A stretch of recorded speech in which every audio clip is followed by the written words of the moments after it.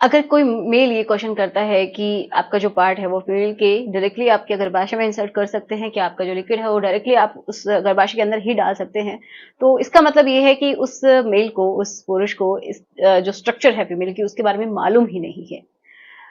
अगर क्लियर जानकारी आपको नहीं है तो आप अपने पार्टनर को भी हर्ट कर सकते हैं, उसको इन्फेक्शन दे सकते हैं, उसको वहां पे ट्रॉमा में आप डाल सकते हैं। तो इतना समझिए कि इसकी नॉलेज होना कोई बुरी बात नहीं है, बहुत सही बात है अगर आप सही से जानकारी रखते हैं तो।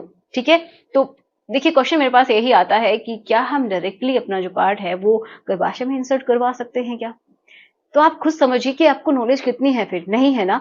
तो आज के वीडियो में मैं आपको डिटेल में बताऊंगी कि कितनी अंदर तक आप लेके जा सकते हैं, और वो भी वीडियो के साथ में।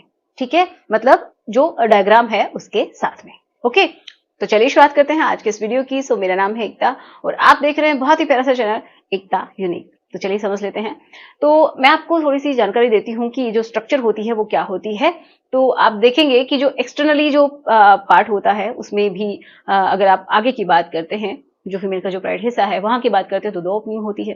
तो एक आपको मालूम है, और जो हॉल के जैसा ओपनिंग जो आपको दिखाई देती है वो आगे एक ट्यूब के जैसे स्ट्रक्चर में कन्वर्ट होती है, मतलब ट्यूब बन जाती है अंदर जब आप जाते हैं तो। वो जो ट्यूब है उससे ऊपर होता है गर्भाशय। ठीक है, तो गर्भाशय की शुरुआत वहीं से होती है। तो ये जो ट्यूब की जो लेंथ है वो लगभग होती है 2.5 से लेके 3.7 या फिर 4 भी हो सकती है इंचेस में। ओके, इतनी होती है ये। उसके ऊपर है गर्भाशय, तो इंसर्ट करवाना मुश्किल ही नहीं, नामुमकिन है, नहीं हो सकता है। और हम अब समझते हैं डायग्राम के थ्रू, ताकि आपको कोई भी कंफ्यूजन ना रहे। जो डायग्राम है इसकी हेल्प से मैं समझाती हूँ, तो आप यहाँ से समझ सकते हैं कि ये जहाँ से आप आपका जो सेमी सॉलिड है, जो मल है वो बाहर निकलता है, इससे ऊपर आप एक ओपनिंग देखते हैं जिसके थ्रू आप बच्चे की डिलीवरी होती है, रिलेशन बना सकते हैं, यहाँ से यूरिन पास किया जा सकता है।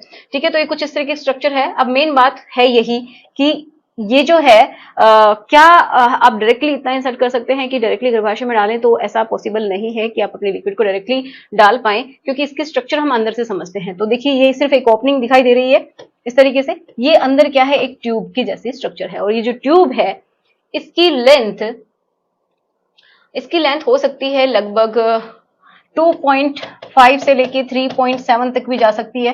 थोड़ी बहुत और किसी में थोड़ा बहुत डिफरेंस हो सकता है, थोड़ा और ज्यादा हो सकती है, थोड़ी और कम भी हो सकती है, बट 2.5 एक नॉर्मल रेंज है, इसके आगे हो सकती है। ठीक है, तो ये जो लेंथ है इसकी हम बात कर रहे हैं। तो अगर आप इंसर्ट भी करवाते हैं तो किस हद तक करवाएंगे, ऐसा नहीं होता है। अगर आप चाहते हैं कि और ज्यादा इंसर्ट करवाएं, मतलब जो आप गर्भाशय की बात करते हैं, तो ये है वो ओपनिंग जो कि बहुत ही छोटी ओपनिंग है, जिसके अंदर आप इंसर्ट करवा ही नहीं सकते हैं, ये पॉसिबल ही नहीं है। उसके ऊपर गर्भाशय की शुरुआत हो जाती है। तो अगर आप लिक्विड डालने की बात कर रहे हैं तो वो यहीं पे डाला जाता है, यहीं पे, और यहीं से एक पेरिस्टल्टिक मूवमेंट होता है, मतलब कॉन्ट्रैक्शन इस तरीके से होते हैं। तो उसकी हेल्प से, और कुछ लिक्विड होता है उसकी हेल्प से, जो आपके स्पर्म है वो ऊपर की तरफ चले जाते हैं। तो अगर आपको फिर भी डाउट है तो मुझे पूछ सकते हैं।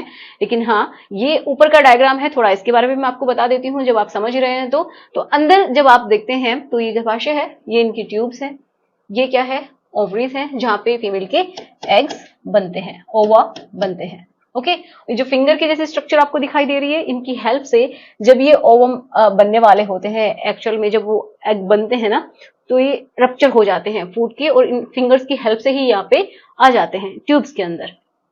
यहाँ पर ये इंतजार करते हैं मेल्स के जो स्पर्म है उनका। ओके, जो आते हैं तो फर्टिलाइजेशन होता है, और आगे का प्रोसेस अगर आप चाहते हैं तो इसके ऊपर डिटेल में वीडियो बनाएंगे। ठीक है, तो आज के क्वेश्चन का आंसर आपको मिला होगा कि क्या आप डायरेक्टली अंदर डाल सकते हैं कि नहीं। तो आशा करूंगी कि आपकी हेल्प हुई होगी। अगर आपके लिए वीडियो हेल्पफुल है तो प्लीज इसको लाइक करना, शेयर करना जिसके साथ आप कंफर्टेबल हैं। और फिर भी कोई डाउट है, कोई भी क्वेश्चन है, तो मुझे आप लिख भेजिएगा कमेंट बॉक्स में। और कोई वीडियो चाहते हैं तो भी मुझे कमेंट बॉक्स में जरूर बताइएगा। मिलते हैं नेक्स्ट वीडियो में। Thanks for watching, good bye.